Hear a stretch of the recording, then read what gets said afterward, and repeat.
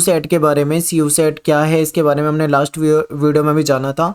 C you set आपका जो exam होगा तो उसका पैटर्न आपका क्या होने वाला है। और देखिए आपको सी यू सेट भी कहीं पे लिखा मिल सकता है और सी यू ई टी भी लिखा मिल सकता है, तो दोनों सेम है, कंफ्यूज नहीं होना। दोनों ही सेंट्रल यूनिवर्सिटी जो होती है उसके लिए एंट्रेंस टेस्ट की जो बातें हैं वो दोनों में यही चीज़ें मिलेंगी आपको, ठीक है।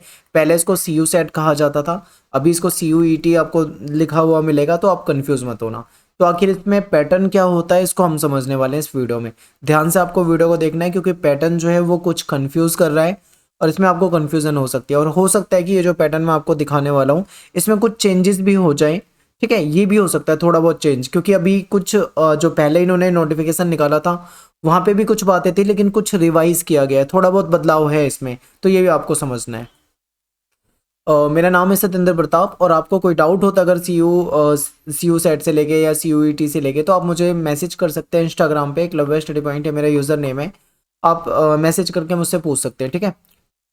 तो चलिए बात कर लेते हैं सबसे पहले कि सी यू ई टी जो है ये क्या है। तो मैं आपको बता दूं कि जैसे मान लो सेंट्रल यूनिवर्सिटी जो होती है, अगर आप उसमें एडमिशन कराना चाहते हैं, चाहे आप बीए प्रोग्राम करें, ठीक है, या बीए ऑनर्स करें या कोई और यूजी कोर्स करते हैं अगर आप रेगुलर बेस पे, और आप एडमिशन चाहते हैं तो उसके लिए आपको एक एंट्रेंस टेस्ट देना पड़ेगा। अगर आप उस टेस्ट को पास करते हैं, क्वालिफाई करते हैं, या फिर उसमें जो मेरिट बनते हैं उस मेरिट के जितने मार्क्स ला पाते हैं तो ही आपको एडमिशन मिलेगा, ठीक है। अगर आप नहीं पास कर पा रहे, नहीं आपके उतने मार्क्स आ रहे तो आपको एडमिशन नहीं मिलेगा।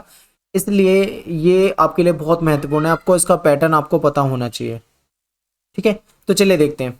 सबसे पहले बात कर लेते हैं कि जो C U E T exam pattern है 2022 इसको देखते हैं। तो आपका जो C U E T exam होगा वो आपका 13 लैंग्वेज में कंडक्ट होगा, ठीक है। यानी कि 13 भाषाओं में आपका क्वेश्चन पेपर हो सकता है, तो आप उसमें से कोई एक लैंग्वेज, जैसे मान लो आप हिंदी मीडियम के हो और आप चाहते हो कि मैं हिंदी में पेपर लूँ, पेपर देना चाह रहे हो तो उसके लिए आपको उसमें हिंदी सेलेक्ट करनी है। लेकिन अगर मान लो आप चाहते हो कि इंग्लिश लैंग्वेज में आपका क्वेश्चन पेपर मिले, इंग्लिश में पेपर देना चाह रहे हो तो उसके लिए आप इंग्लिश चूज़ कर सकते हैं, ठीक है। तो आपको इसमें ऑप्शन मिलेंगे 13 लैंग्वेज। वो 13 लैंग्वेज कौन कौन सी होगी, तो एक बार आपके सामने लैंग्वेज है, आप ध्यान से देख लो, ठीक है। तमिल, तेलुगु, कन्नड़, मलयालम, मराठी, गुजराती, उड़िया, बंगली, असम, असमी, पंजाबी, इंग्लिश, हिंदी, उर्दू, ये लैंग्वेज आपके सामने है। इनमें से आप कोई भी लैंग्वेज में अपना एग्जाम जो है वो दे सकते हो, तो आपको इसमें से चूज करना होगा, ठीक है। तो ये आपको समझ में आ गया होगा। इसके बाद बात करते हैं आगे कि आपका ये जो एग्ज़ाम होगा ये आपका ऑनलाइन मोड में होगा, ठीक है। ऑनलाइन मोड यानी कि कंप्यूटर बेस्ड टेस्ट कह सकते हो, जिसको शॉर्ट में सीबीटी कहते हैं। अब ये कंप्यूटर बेस्ड टेस्ट क्या होगा, आपको कन्फ्यूज़न ये शायद ये भी हो सकती है क्योंकि आपने ऐसा एग्ज़ाम अगर नहीं दिया होगा तो आपको इसके बारे में जानकारी नहीं होगी। तो मैं आपको बता देता हूँ। देखिए क्या होता है इसमें कि ये जो आपका एग्ज़ाम होगा ना ये आपका कंप्यूटर पे होगा, ठीक है। कंप्यूटर आपके सामने होगा, यानी कि आप जब फॉर्म फिलअप करोगे तो उसके बाद जब आपका प्रोसेस हो जाएगा तो उसके बाद आपको जब एडमिट कार्ड आएगा तो एडमिट कार्ड में आपका एग्जाम का एक सेंटर होगा, ठीक है। एग्जाम आपका कहाँ पे होगा, किसी लैब में जहाँ पे खूब सारे कंप्यूटर होंगे, या फिर किसी ऐसी जगह पे जहाँ पे आपके बहुत सारे कंप्यूटर हो, वहाँ पे आपको क्या होगा वो टेस्ट देना पड़ेगा। उसकी एक टाइमिंग होगी, उस टाइमिंग से पहले आपको वहाँ पे पहुँचना है। जितने बजे मतलब आपका पेपर होगा उतने बजे आपका सामने कंप्यूटर जो होगा उस पर वो पेपर शुरू हो जाएगा। आपको अपना रोल नंबर वगैरह जो भी मिलेगा उसको डाल के लॉगिन कर लेना है, और उसके बाद जो भी आपको टेस्ट होगा वो आपके सामने कंप्यूटर पे होगा, ठीक है। ऑनलाइन आपको करना है, तो ये होता है कंप्यूटर बेस्ड एग्जाम। तो आजकल आपको पता होगा ज़्यादातर जो कंपटीशन के पेपर होते हैं वो भी ऑनलाइन कर दिए गए हैं, ठीक है। तो ऑनलाइन में आपको काफ़ी फ़ायदे होंगे, अगर आप देखते हो उसमें आपका टाइम भी बच जाता है, और मतलब क्लिक वाला सिस्टम होता है कि आपको आपके सामने एमसीक्यू क्वेश्चन है, एक क्वेश्चन आपके सामने, उसके सामने 4 ऑप्शन है, आपको लगता है ये सही है तो आप क्लिक कर दो, बस आपका हो गया, नेक्स्ट क्वेश्चन पे पहुंचोगे। तो काफ़ी मतलब आपको सुविधाएं हो जाती है इसमें, तो ये हो जाएगा। इसके बाद देखते हैं और थोड़ा डीप समझते हैं इसको आखिर क्या है। तो देखिए ये जो आपका पेपर है ना ये 4 सेक्शन में डिवाइड होगा, ठीक है। 4 सेक्शन में, सेक्शन अगर हम पहले सेक्शन की बात करें तो इसमें फर्स्ट लैंग्वेज, इसको फर्स्ट ए और फर्स्ट बी के रूप में हम देख सकते हैं। तो फर्स्ट ए में तो वही 13 लैंग्वेज है जो अभी मैंने आपको बताया कि उसमें से आपको कोई एक लैंग्वेज में आप अपना पेपर दे सकते हैं, ठीक है। फर्स्ट बी की बात करें तो यहाँ पे आपको 19 लैंग्वेज और मिल जाएगी ऑप्शन में। इनमें से आप कोई, जैसे मान लो आप चाहते हो कि आप फ्रेंच में आप ग्रेजुएशन करना चाहते हो लैंग्वेज में, तो आप यहाँ से ले सकते हो, स्पेनिश ले सकते हो, जर्मन, नेपाली, ठीक है। तो आपको मतलब कई सारे यहाँ पे लैंग्वेज के ऑप्शन मिल जाते हैं, तो इसमें से कोई आप एक चूज कर सकते हो, ठीक है। इसके अलावा देखिए जो आपका सेक्शन 3 और सेक्शन 4 है, इसमें आपको अच्छे से समझना है कि आपका जो सेक्शन इसमें सेक्शन 3 में आप देखोगे कि आपको 27 डोमेन स्पेसिफिक सब्जेक्ट मिलेंगे, यानी बहुत सारे सब्जेक्ट है, 27 टोटल सब्जेक्ट। उसमें से आपको कोई 6 सब्जेक्ट, मैक्सिमम आप 6 सब्जेक्ट चुन सकते हो, ठीक है। तो ये आपके वही होंगे जो आपने 12th में पढ़े होंगे, उनमें से कोई आप सब्जेक्ट ले सकते हो। मैं आपको आगे वो सब्जेक्ट दिखाने वाला हूँ। इसके बाद आपका लास्ट सेक्शन है जो कि आपका जनरल टेस्ट होगा, जिसमें आपका मैथ, रीजनिंग, जीके वगैरह के क्वेश्चन होंगे, वो भी आपको बताने वाला हूँ। तो आपको देखो, हो सकता है थोड़ा बहुत कन्फ्यूजन हो। तो सबसे पहला आपको यहाँ पे ये कन्फ्यूजन दूर करना है कि 13 लैंग्वेज में से आप किसी भी लैंग्वेज में अपना पेपर दे सकते हो। चाहे आप हिंदी में देना चाहो पेपर तो हिंदी चुन लो, इंग्लिश में देना चाहो इंग्लिश चुन लो, उर्दू, गुजराती, मराठी, जो भी लैंग्वेज आपकी है, ठीक है। तो ये आपको यहाँ पे क्लियर हो गया। फिर इसके अलावा भी आपको कुछ लैंग्वेज ऑप्शन यहाँ पे मिल जाते हैं। आप इसमें ग्रेजुएशन करना चाहते हो तो आप यहाँ से लैंग्वेज अपनी जो भी है वो चूज कर सकते हो, ठीक है। ये आपका हो जाएगा। इसके बाद आप अगले सेक्शन में आते हो तो 27 डोमेन स्पेसिफिक सब्जेक्ट आपको मिलेंगे, उसमें से कोई आप मैक्सिमम 6 सब्जेक्ट आप यहाँ पे ले सकते हो, ठीक है। मैक्सिमम 6 है, कम ले सकते हो, कोई दिक्कत नहीं है। इसके बाद आपका जो लास्ट है वो जनरल टेस्ट होगा। तो ठीक है, ये आपको यहाँ तक समझ में आया होगा। तो वो 27 डोमेन स्पेसिफिक सब्जेक्ट कौन से हैं, थोड़ा इस पे देख लेते हैं, आगे समझते हैं। देखिए यहाँ पे आपके सामने ये सब्जेक्ट है, इतने सारे, आप ध्यान से एक बार इसको देख लो, पढ़ सकते हो, ठीक है। इसमें से आपको कोई मैक्सिमम आपको 6 सब्जेक्ट यहाँ पे चूज किए जा सकते हैं। तो देखते हैं, जैसे इसमें अकाउंट है, इसके बाद बायोलॉजी आपको दिख रहा है, और आगे चलते हैं, बिजनेस स्टडी हो जाएगा, केमिस्ट्री हो जाएगा, कंप्यूटर साइंस हो जाएगा, ठीक है, और इकोनॉमिक्स हो गया, और इंजीनियरिंग ग्राफिक्स, और बहुत सारे सब्जेक्ट हैं, जैसे यहाँ पे जियोग्राफी हो गया, जूलॉजी हो गया। और मैं आपको आर्ट्स वाले सब्जेक्ट दिखा देता हूँ, जैसे इसमें होम साइंस भी है। और एक बार देख लेते हैं हम यहाँ पे, ईवीएस भी आपको यहाँ पे दिख रहा है, पॉलिटिकल साइंस भी आपको यहाँ पे दिख रहा है, ठीक है, फिजिक्स दिख रहा है इसमें, और भी कई सारे सब्जेक्ट देख लेते हैं। इसमें आर्ट्स के, साइंस के, कॉमर्स के मिक्स सब्जेक्ट आपको दिख रहे हैं। तो इसमें से आप कोई भी सब्जेक्ट जो आपको सही लगता है आप उसको चूज़ कर सकते हो, और आप वही चूज़ करोगे जो आपके पास 12th लेवल पे होंगे, आपने पढ़े होंगे, तभी आपको इसमें फ़ायदा मिलेगा, ठीक है। और इसके बाद देखो, थोड़ा सा मैं आपको न्यूज़पेपर की कटिंग दिखा देता हूँ, इसके अकॉर्डिंग समझो।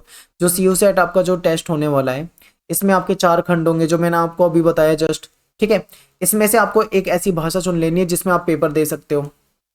इसके बाद सेक्शन में देखो, पहले में आपको 13 अलग अलग भाषाओं में से कोई एक भाषा चुननी है, ठीक है, अलग अलग भाषा में से कोई एक भाषा चुननी है जिसमें आप पेपर दे सकते हो।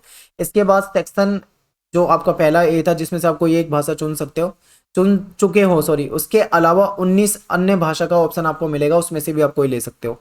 इसके बाद आप डोमेन वाले सब्जेक्ट में आते हो तो ज़्यादा से ज़्यादा आप 6 सब्जेक्ट वहाँ पे ले सकते हो, जिसमें कि आपको सेक्शन 2 जो आपका है उसमें से 50 में से आपको 40 क्वेश्चन जो है वो अटेम्प्ट करने होंगे, ठीक है। और सेक्शन 3 की बात करें तो इसमें सामान्य परीक्षा होगी, जिसमें सामान्य में क्या क्या आएगा मैं आपको ये बता देता हूँ। पहले बता दूं कि टोटल 75 में से आप क्वेश्चन जो है, इसमें से आपको कोई 60 क्वेश्चन है उसको अटेम्प्ट करने हैं। तो अब आपके सामने डोमेन स्पेसिफिक के मैंने आपको 27 बता दिए हैं, लेकिन जो सामान्य परीक्षा ये सबसे महत्वपूर्ण है आपके लिए, ठीक है। इस पे भी फोकस करो, इसे ध्यान से देखो, मैं आपको दिखा देता हूँ।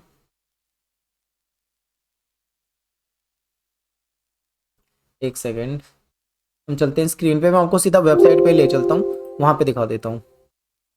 देखिए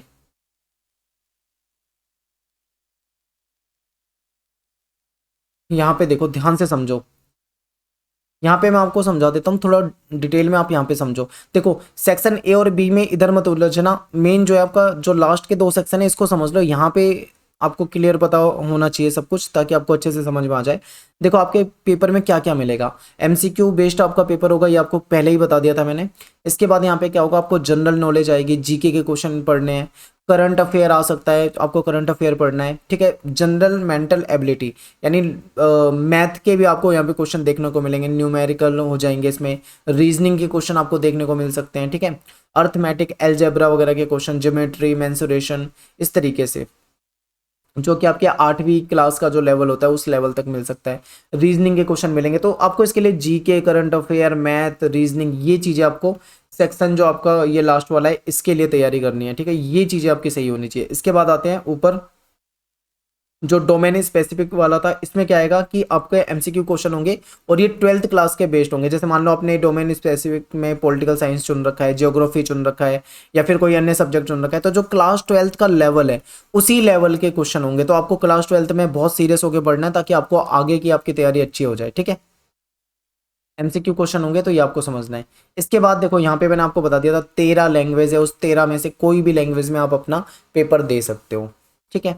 तो ये चीज़ें हैं। और देखो ये तो इनकी वेबसाइट में दे रखा है और कुछ न्यूज़ में पढ़ा है मैंने, और इसके अलावा ये मैंने आपके लिए पीपीटी तैयार करी, ये भी मैंने न्यूज़पेपर वगैरह से जानकारी ली है। लेकिन हो ऐसा भी हो सकता है कि अभी आपके पेपर के टाइम पे या कुछ इसमें कुछ और बदलाव आ जाए, ठीक है, कुछ और चेंजेस भी हो सकते हैं। तो उसके लिए वेट करेंगे, कुछ नई चीज़ आती है तो मैं आपको बता दूंगा। उम्मीद करता हूँ आपको ये पैटर्न समझ में आया होगा, ठीक है। अगर पैटर्न समझ में आ गया है तो आपको थोड़ा आसानी हो जाएगी, ताकि आप पेपर दोगे तो आपको दिक्कत नहीं आएगी, ठीक है। लेकिन अगर पैटर्न समझ में नहीं आया तो आप वीडियो को 2 बार 3 बार देख लो, समझने की कोशिश करो, ठीक है। ये नया है, पहली बार आपके लिए हो रहा है, तो हो सकता है आपको बहुत सारी चीज़ें ना समझ में आए, आपको ना पता हो रीजनिंग क्या होता है। मैथ तो आप जानते होंगे, रीजनिंग वगैरह बहुत सारे बच्चों को नहीं पता, तो टेंशन ना लो, आपको सारी चीज़ें बता दी जाएगी डिटेल में, ठीक है। तो मिलते हैं आपसे नेक्स्ट वीडियो में। थैंक्स फॉर वॉचिंग, सभी को जय हिंद जय भारत।